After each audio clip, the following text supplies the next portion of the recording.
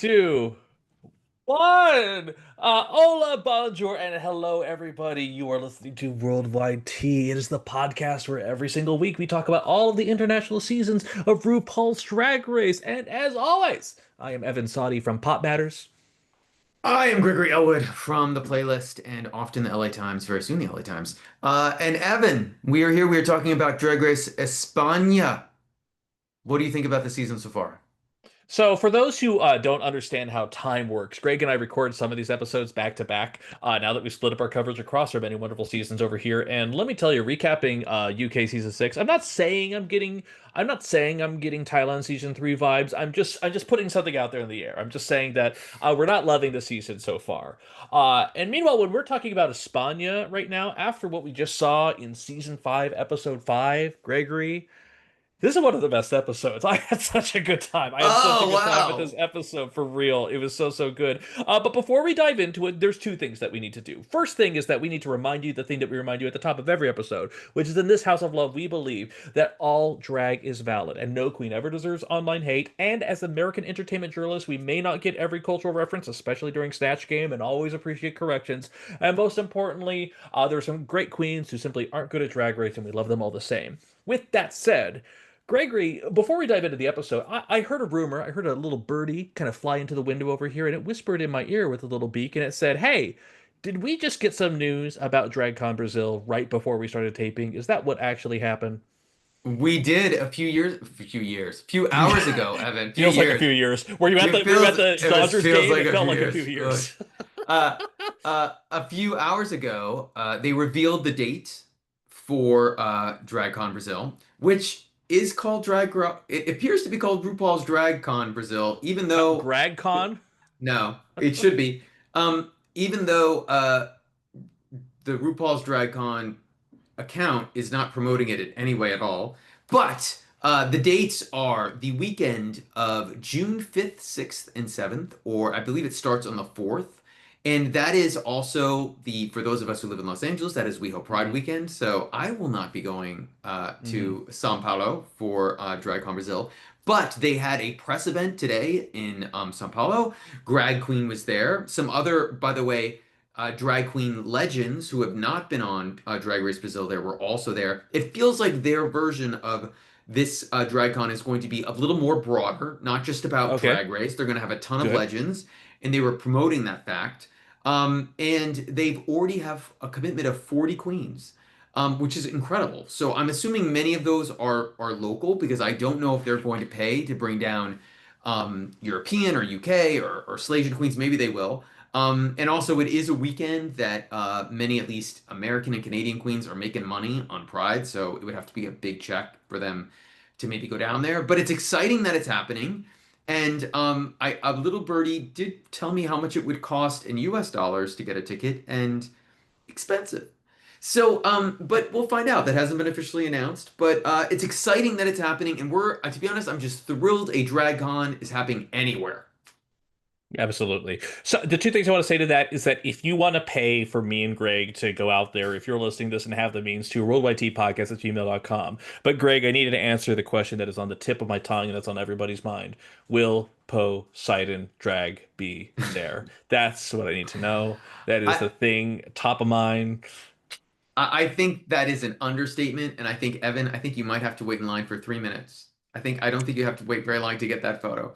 All So, right. Well, I'm excited. I'm excited. Our top three diva. But either way, we'll hopefully we might run into some other queens. They're from Drag Race Espana season five yeah. because at the start of the episode, we go ahead and we walk in, and guess what, Greg? There was no elimination last week, so everybody's happy. Everyone's Hmm. worried. They don't know what's going on. I'm sorry. Did I take that back? It was a double elimination last week. That's why it's Yeah. really crazy.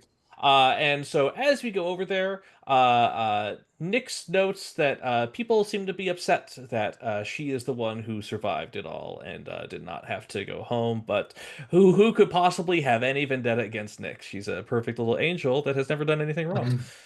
I, I, I mean, are you telling me it's all about Nyx? Are you saying that like it's always Nyx about her? Cosmetics. Nyx. Um, I had two takeaways. One was that Daphne is very upset that both Mhm. queens went home. And they were all very emotional. They all seemed genuinely emotional, like that was a tough thing to see both queens go.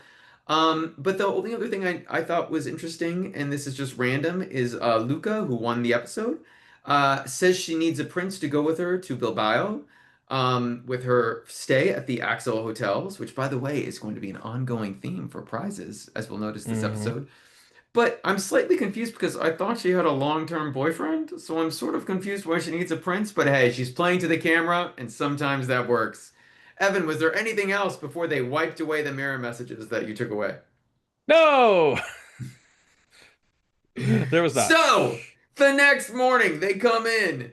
Supreme shows that terrible dress again. I don't even remember what she says, but then she walks into the workroom, and Evan, it's that time of year, it's that time of episode where we get to do the famous, always successful, always great reading is fundamental challenge. How excited were you for this?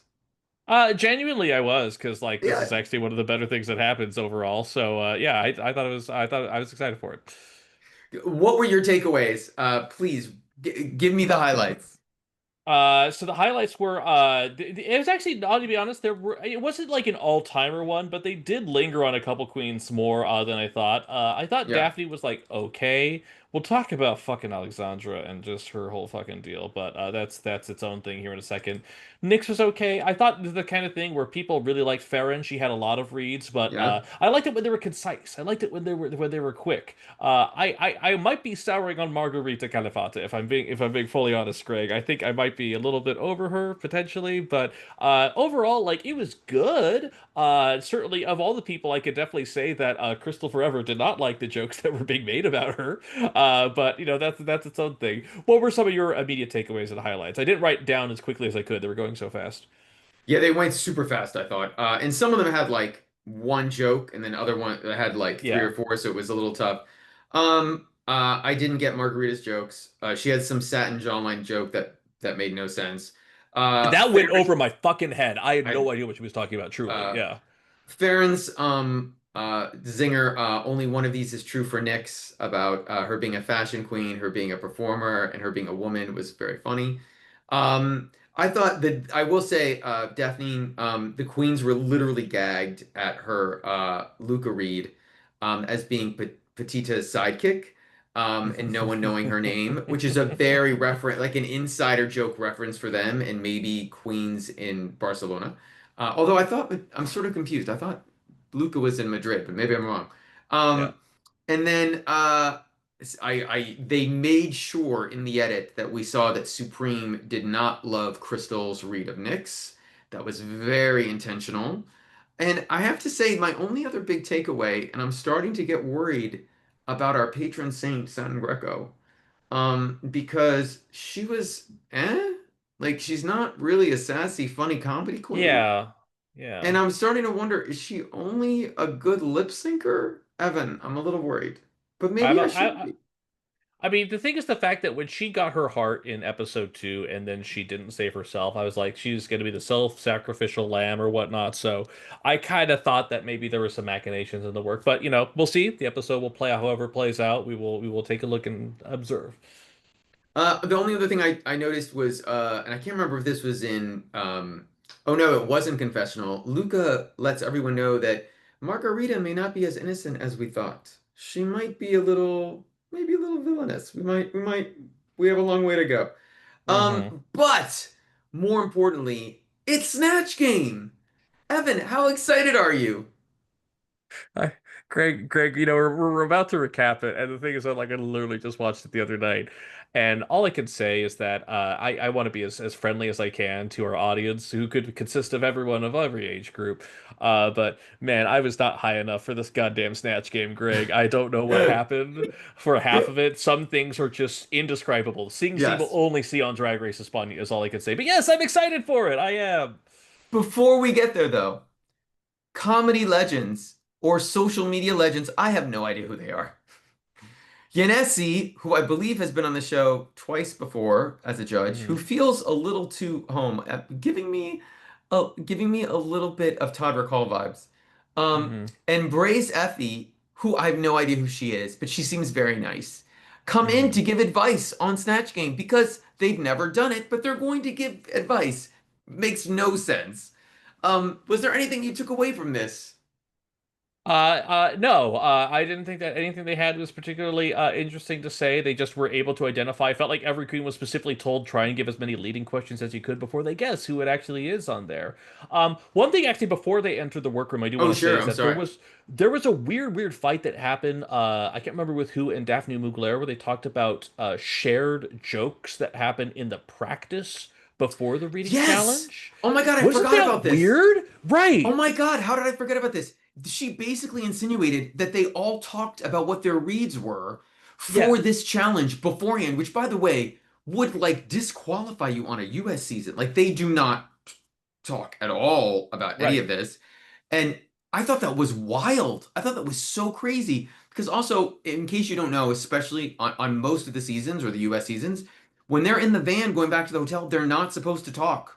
They're not supposed to Hmm. communicate because they're supposed to like save it all for the workroom or on camera, unless it's all stars and then they don't really care. Right. But for the regular season, it's a big deal. I thought that was wild. I thought that, and also I It can't believe they put it in the edit. exactly. That's the thing. Where like to actually kind of have like a little bit of a trade secret or a private discussion just be out there in front of there, and it didn't really add to the like narrative of the episode either. So including that was just wild. One of many mild things that are about to happen in this episode. But I will say that when they're sitting down with Brian Effie and Yanesi, at one point, Crystal talks, of course, about how she is going to do the legendary Celia Cruz, and to credit to Brian Effie, who I thought was largely insufferable this episode, to his credit, he did successfully say, like, hey, wasn't there other queens who've done this and gone home? Like, oh, I don't know, Lanacia Sparks. Justice for Lanacia Sparks. I thought that was an incredible poll that was kind of surprising and out of nowhere, but yeah, that was That was true. And also magnificent. someone else did Celia Cruz and went home. That's not the Right, only and one. And I right, can't I can't remember who remember it who now I can't remember specifically. who it Yeah, is, but it was more yeah, recent. yeah. Anyway, really quickly, Evan, would you like me to run down what character or politician that we don't know, personally, each of these queens are doing? Are you ready for this quick I am rundown so before ready. we I'm beyond ready. Alexandra de Raval is doing Harry Potter, who's not really called Harry Potter, but sometimes is. It's slightly confusing.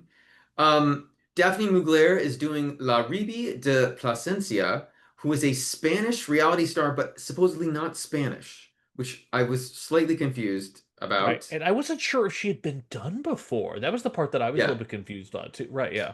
Denambola is doing Eduard Punset, who is a Spanish politician. Farron is doing Rita Barberera, who is another politician who I believe is dead. Krystal Forever, again, doing Celia Cruz. Luca, is it Luca or Luca? It's Luca. Laca Udilla. Oh my Yes. God, I Jesus made the Christ. same mistake before. Yes. Laca Udilla is doing Shocker, Francesco Franco, which Who they've who would already have seen that done. coming? Right. Like that's her whole drag. Margarita is doing Torrente, a TV character who is very well known on Spanish television, who is basically what I found out is sort of a comical, corrupt cop, but beloved. So Monk, if he was like a Okay. criminal. Got it. Uh, Nyx is doing Mickey Mouse, which they call Mickey Mouse, and then later they decide, nope, we're not going to refer to them as Mickey Mouse for copyright reasons. And Satin Greco is doing Isabel Pantajora, I think I said that correctly, who is a Spanish singer icon, like very well known and very famous in the gay community. Um, and my only reaction to all of this is like not Luca doing Franco as a well. Anyway, we'll get to to what they're doing. I don't know how you want to talk about this Snatch game because it was long and it was all over the place. But what were your takeaways? What were your highlights of this particular Snatch game? First off, I think that there's been some innovations that have happened within the drag race space. I think there's been some progression that has happened over here. And if anyone has watched our coverage of Drag Race All Stars, Drag Race France All Stars, you know that Peach is one of my favorite queens who had a great run overall Yeah. in there. And most importantly, Peach was allowed to bring in about an entire stadium's worth of equipment into here. And for some reason, that must have been innovative and people liked it because holy fuck, what is under those desks during Snatch Game? Kajillion props. Oh, I'm sorry, Harry Pothead has a 5 foot long doobie that they're willing to hand over. Oh, that's interesting. Oh, I'm sorry, wait a second. Satin Greco has like She 8 bags of keeps things that she taking can things. just hurl over at the guests. Like I'm it was like, like wild. I have not seen I, like the carriage limit for what they've allowed on here, but it has certainly changed over time. Rest assured. How do I want to get to this? I'll just go briefly through my highlights. please. Satin, I thought actually started out kind of weak, but got stronger as she went on in a very, very interesting kind of pivot from what we normally see, where it's usually the opposite direction. Laca Udilla was like did the same thing as like Lucy the Devil, like I'm going to play this dictator, but gay, and you know what? It's stupid. It worked. Mm-mm. At least for Oh, me. Oh, okay, okay. I mean, We'll I get thought to it that in was a sec. fine. Go ahead. I'm sorry. Yeah. I don't know about y'all. Nyx fucking cracked me up with Tuxedo Mouse. Nyx cracked me the goddamn up with this insane, perpetually smile, like rubber glove. Ah, ha, ha. Like, it was so stupid. I thought it was fantastic. Krystal didn't necessarily do bad as Celia Cruz, but we'll talk about Krystal in a Yeah. second. But most critically, outside of Danabola, just I barely even saw in the edit as Leonardo Pousset.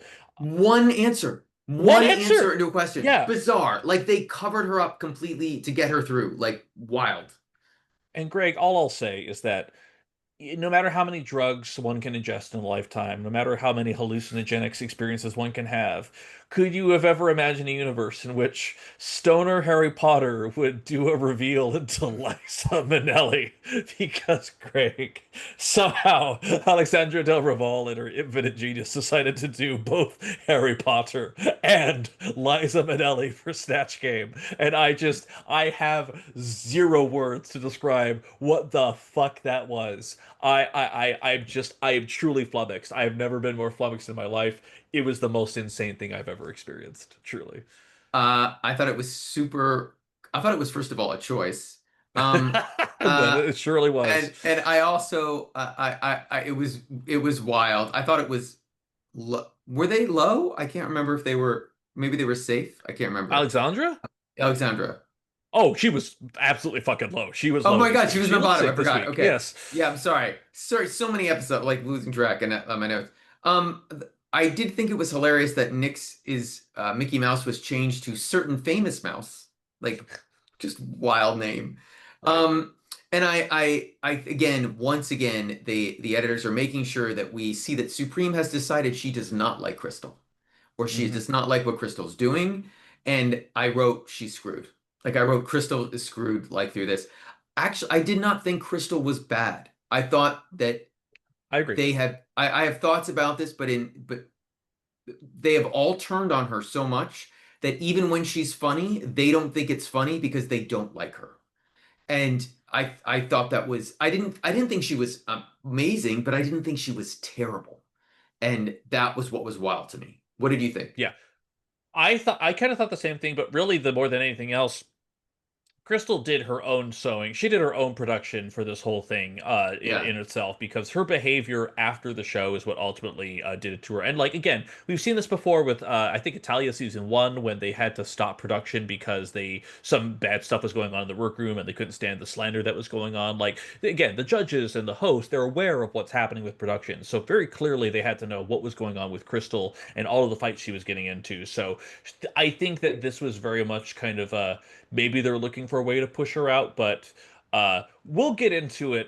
She does even more digging of her own grave throughout the course of this episode. So, okay, Snatch Game performance, I may yes. have a different take on this than you. Okay, I okay, have okay. We'll get another to it. We'll thing. get to it. We'll get to it. But Oh, I by the have way, to say, wait, can I yes, please?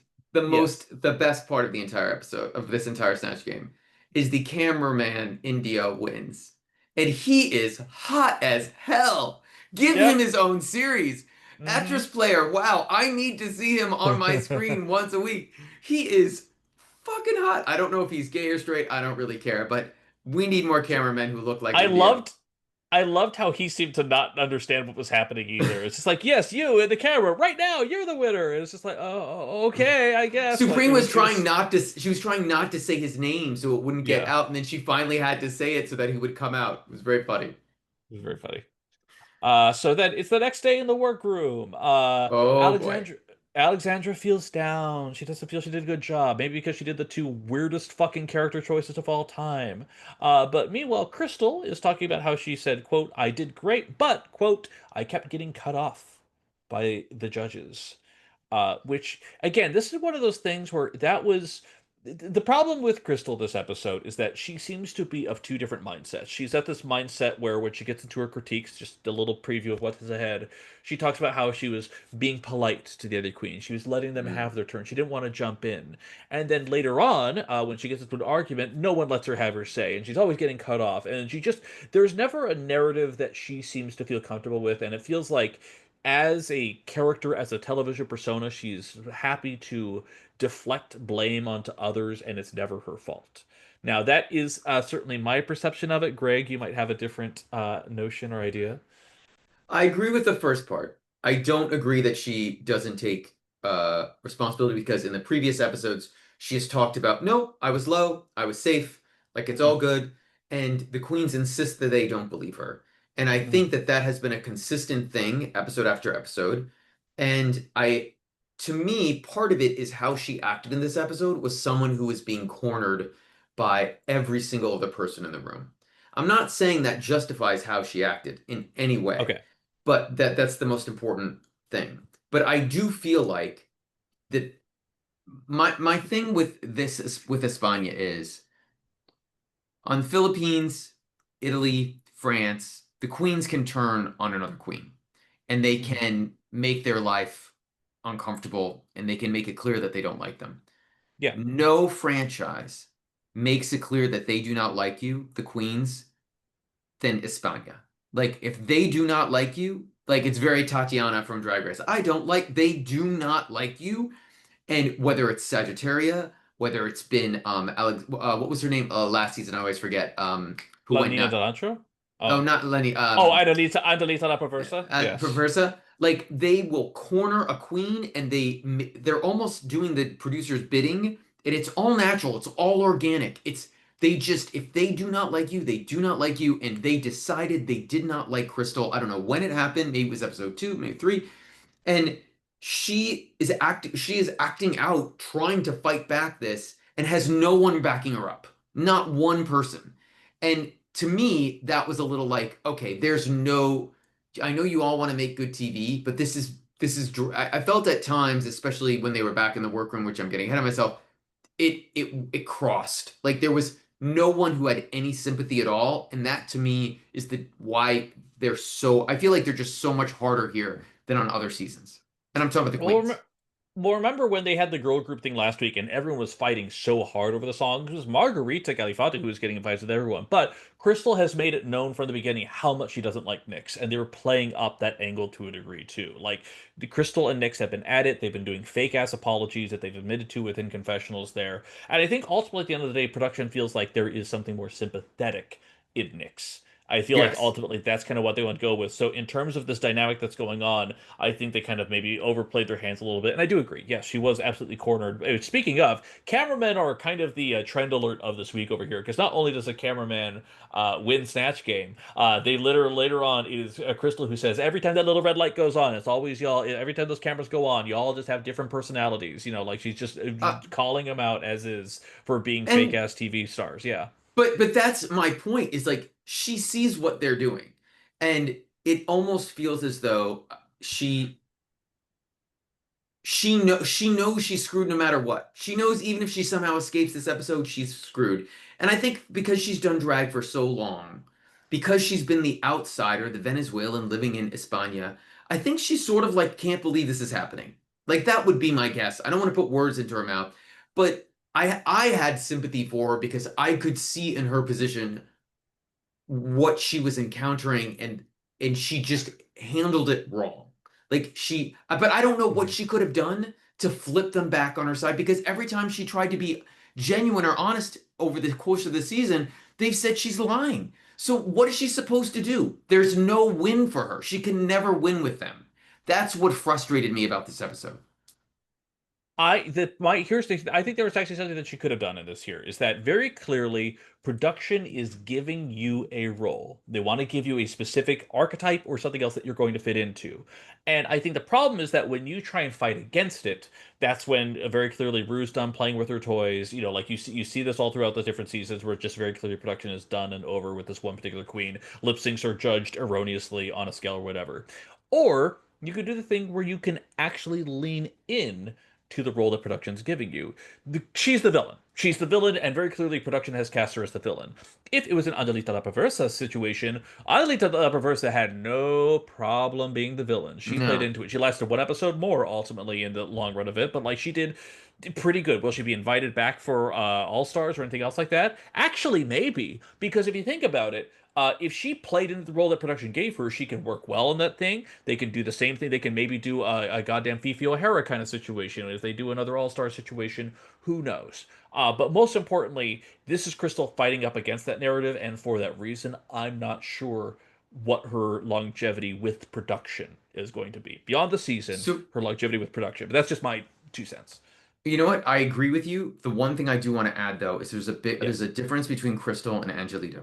yes, Angelita has a career as an actor out of yes. drag, and that's how they primarily make their money. But they've been doing drag a long time, and sometimes they Hmm. do drag on television or whatever. They were known for that. Yeah. Crystal is a full-time drag queen. She is there, no doubt thinking in the back of her mind, this is my job. I've been doing this for 30 years. Like I and she is seeing herself like being attacked, and I feel like it's worse. It's like if you take that into account, all these younger than her queens are coming after her. Even Satin's coming after her, and she can't escape it. And to be honest, it's the pack being like, get rid of her, get rid of her, get rid of her. Let her dig her own grave. But we're gonna poke, poke, poke, poke, poke. And Nyx has been poke, poke, poke, poke, poking. And I'm not apologizing for what Crystal has done, but I have sympathy because she was fucked. I mean, I would have quit the show. I would have just been like, I'm sick. I'm not feeling Well, well. she I almost does. She almost Spoiler does. alert. Yeah. But more importantly, let's get to this Tule runway that some people think was one of the best runways of the season. I don't know if I Oh, agree. I have thoughts. Well, first off, Greg, please, I talked about it in the other episode that we recorded. What is Supreme wearing? That's the question for what's this Pokemon? What is happening, Greg? Describe it. Give us a visual picture that we can relish in our minds. So, Evan, do you know how you're on Instagram and you'll see an outfit or something that's, advertised on Temu, and it's Uh-huh. only $10, but God, that must cost like 150 or something more. This looks like it looked great when she bought it, but when it arrived, it did not look so great. It is this gigantic ball of Tulle that has no shape. And you know what? Bless our Lord and Savior and Allah King for just being kind, just being the kind queen that she is, and not ripping Supreme to shreds. Which, by the way, this dress should have been ripped to shreds Yeah, yeah, instead. it really should have. Between that and fucking Brian Effie's fucking giant feet things that he's wearing, I was just like, oh God, what the fuck is happening this week? I However, yes, it is Tool Madness is the category. Greg, start us off. Who's our first victim? Up first is Laca, and I have to say, this is the most femme she's looked like in the entire season. She lets everyone know she's wearing an early wig of hers, like that she Hmm. had, but I sort of loved it. It's punky. My only thought was, where's the tool? Like, it's not that much of a tool, but she looked great. Yeah, I thought it was good. This is definitely like one of the better looks, the best look she's worn so far, for the record. But like it was stylish. There's a mohawk. There's just all these little elements. I was like, fuck, bet. She's very slowly winning me over, much to my Yes, surprise. So me too. credit to her. Yeah. Up next was Satin Greco in the first of three pretty in pink looks. I thought the proportions were a bit off. I didn't love the skirt before the mermaid bottom. I didn't really like that part. But the chest up looked great. I liked that part. And it was very Tool. It met the prompt. What did you think? Absolutely. I thought it could have used a little bit more detail, but overall, like I love it when it's just these tight little bits of frill where there's very clear delineation between the different colors and whatnot. Like overall, I thought it was good. It was like safe, maybe high safe if you really wanted to push, but overall just safe. That's how I felt. Yeah. And please, Evan, please describe this wondrous gown by Daphne Mugler. Oh Please my explain this. God, this is like again, if you want to talk about like curated Tool, extremely thin lines, color gradation, almost like this kind of she's like a hedge maze that is just also a Tool goddess.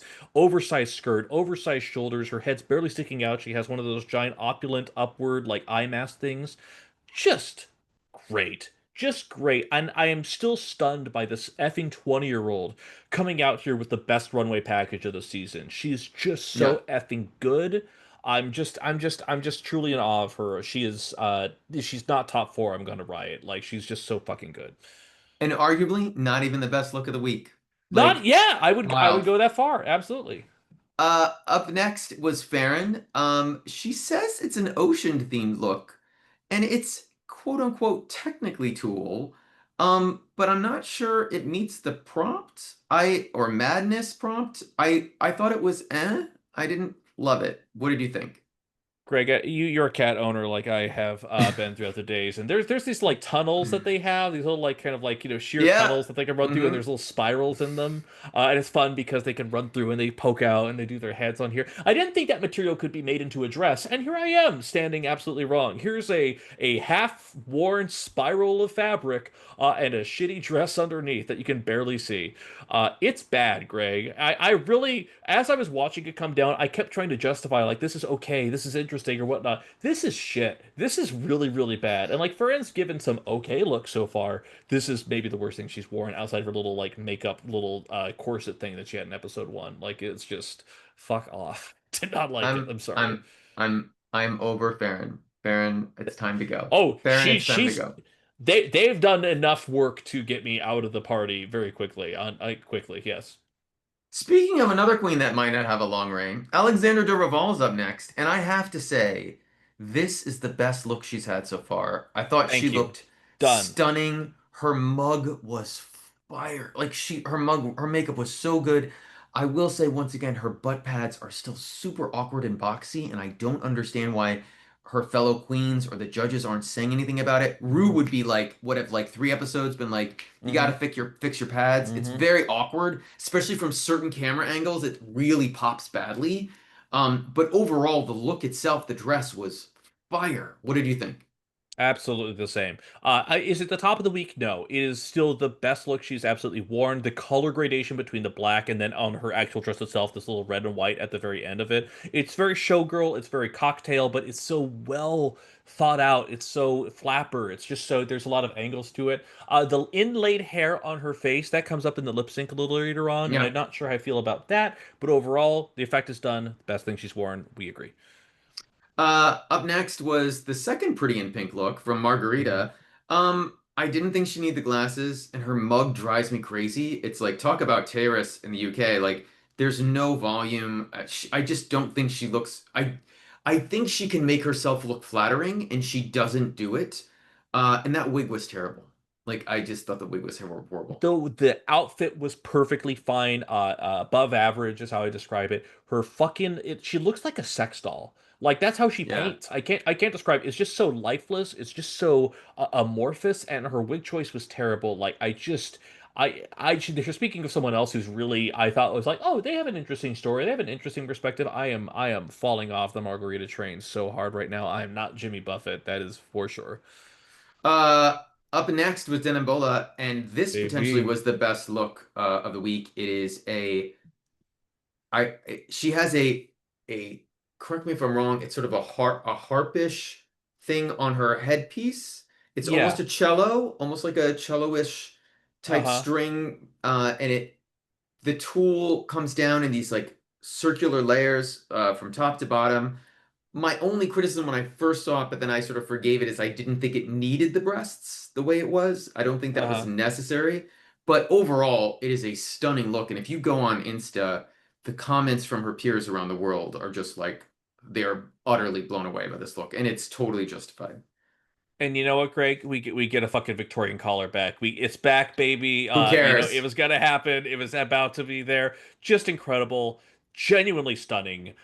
She is someone who also, again, my pick for the weird alternative queen that always goes home, like in like the 4 or 5 episodes in.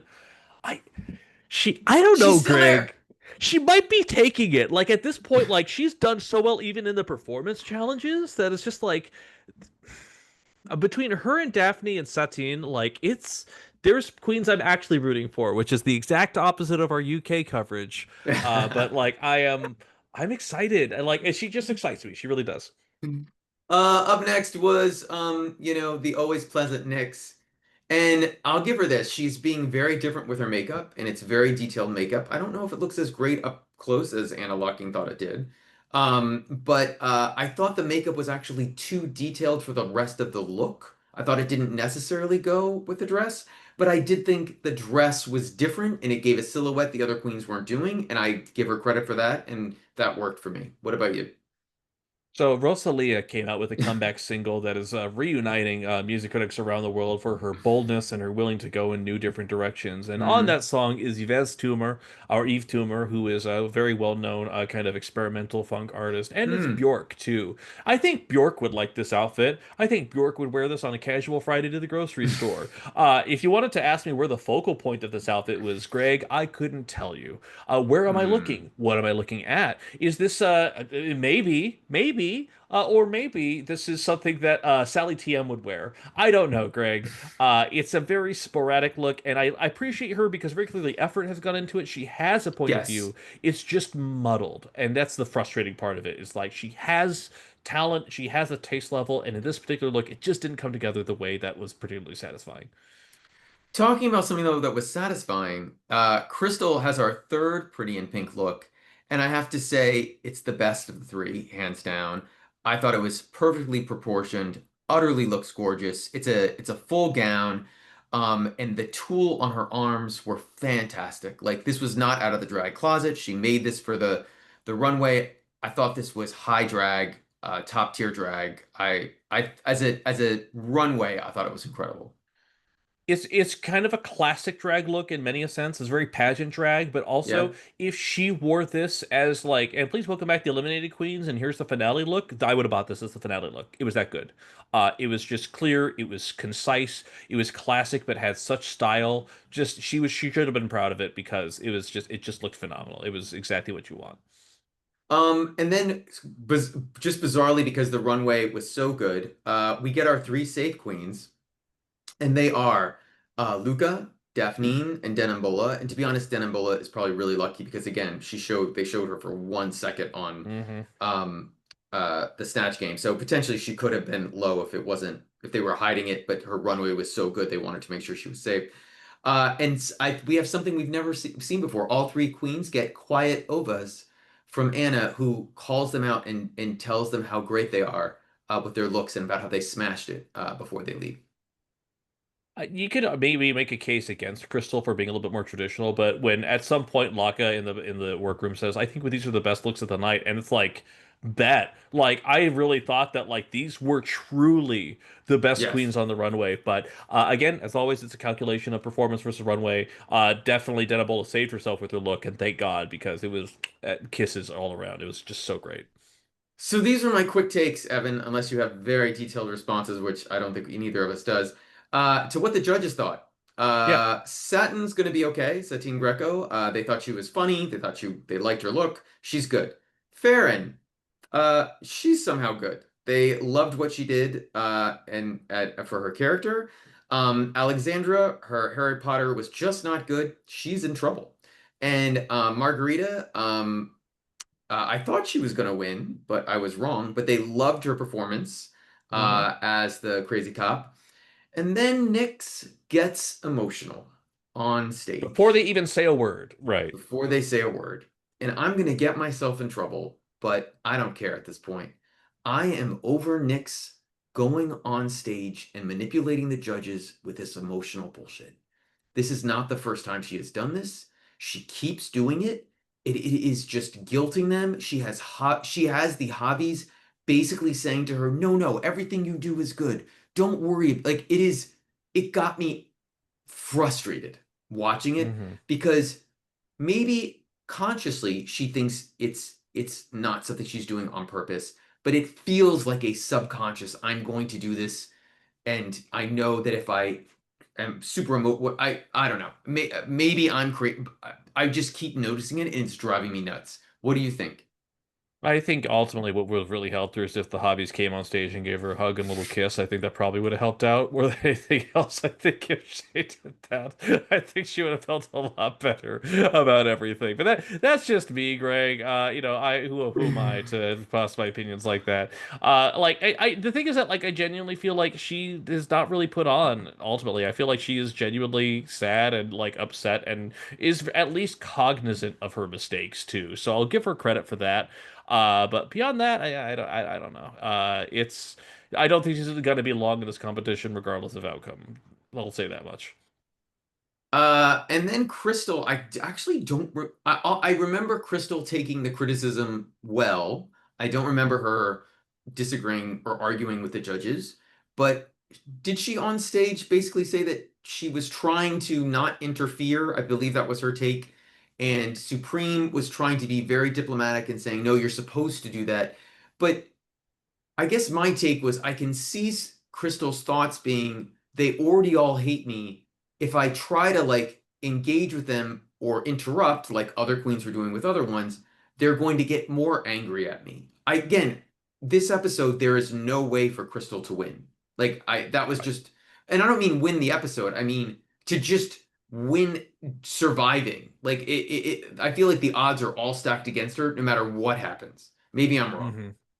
Yeah. No, no, no. I think you're actually pretty right about that. And it's just like she could see the writings on the wall. I do think this whole thing, I will say, this whole thing about her being like, yeah, no, I was waiting for my turn. It's just like there's just a little bit of disingenuousness to it, and I can't really define how it is. Like I feel like Yeah. she's still trying to play multiple sides. Again, I think at the end of the day, I think Greg and I can at the very least admit that Crystal is a complicated character.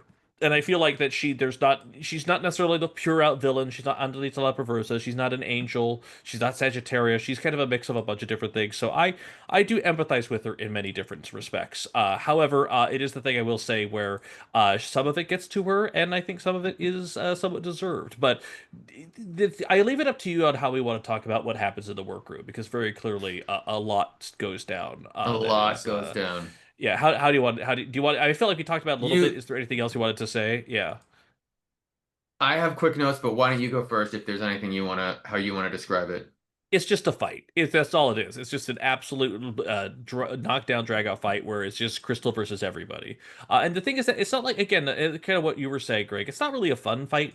Like it's not No. really one of those that are like cool. Like this is great. Like it's just it feels unfortunate is how I would describe it. Because this is just not the vibe. This is just not the energy ultimately, and it's just kind of rough to see overall. It was very rough to see.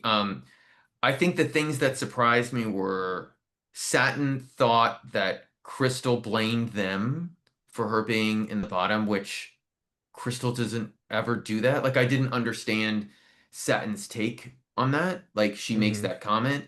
Even Daphne is frustrated, which she's never shown any signs of really being Right. before. Not loudly frustrated, but for her, she's Right. frustrated. But Quietly, yes. I think she's frustrated with just what's going on in general. Hmm. But I wrote like they're all being drama. Alexandra Hmm. is drama, Nyx is drama, Margarita is drama. And Crystal walks out of the runway. She wants to, at one point, she walks over to the mirror and wants them to take her Mic mic off. off so she could leave.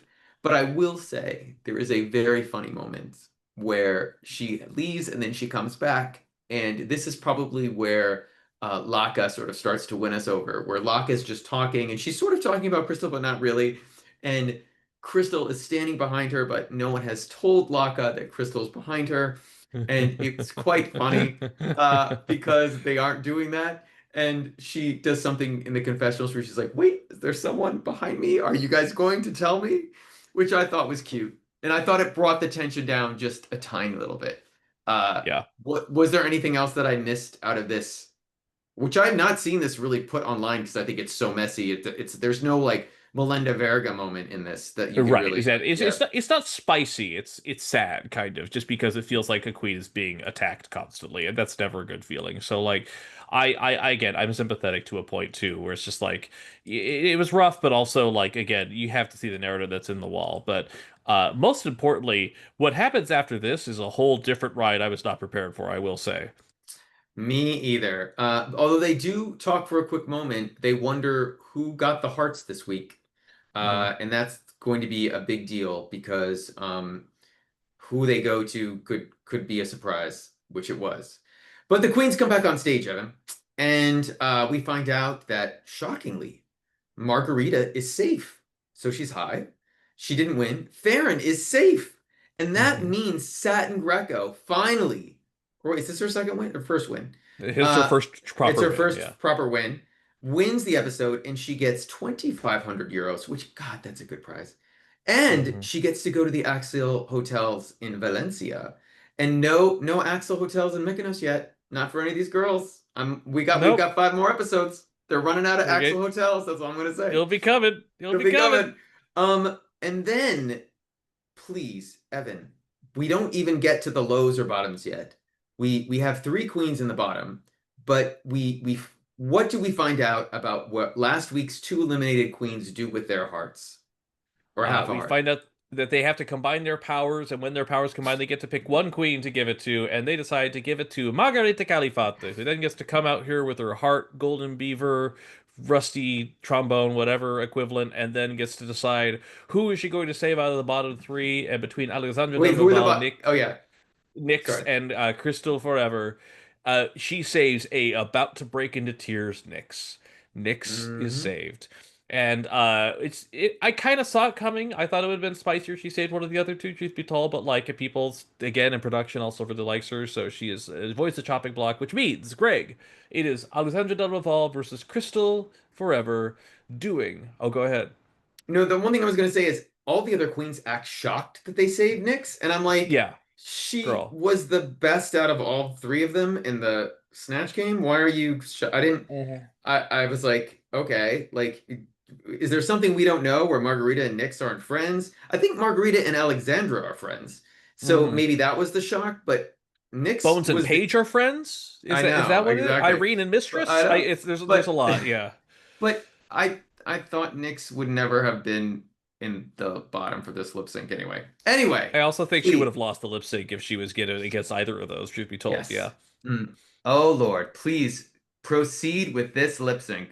Buddy, let me tell you, when I didn't know what to expect, but it's just like, the song is El Hombre del Piano by Ana Belén. This is interesting. I can't wait to see it. And then the chords come in. I'm like, is this a female cover of Piano Man by fucking Billy Joel? Oh, yes, it is. Yes, it is. And as soon as that clicks in, I'm like, okay, between this and fucking Harry Potter turning into Liza Minnelli, this episode is fucking wild, Wild. Gregory. It is wild. And the thing is that, like, it's especially after for those who've been following our coverage in UK, it's been one shitty lip sync after the other. The new Paul Thomas Anderson film. And let me tell you, this is pretty good. This was pretty good. I really enjoyed this lip sync. I thought it was really fun. Some risks were taken, I will say, between both queens. Um, okay. Uh, the one thing that was like a big eyebrow raiser to me is before they come out on stage, Mm-hmm. somehow Alexandria was allowed to remove the bottom part of her dress, Mm-hmm. and somehow Krystal was not allowed to change Or or maybe she didn't didn't want want. to. Okay. I'm I'm like, willing to go that far at the very least, but that's okay. just me. Um, and I will say this. Listen, they wanted to send home Crystal no matter what, but this was some crazy editing. There are literally moments where they stick on Alexandra at a moment in the song where Crystal likely was killing it, and they do not show it at all.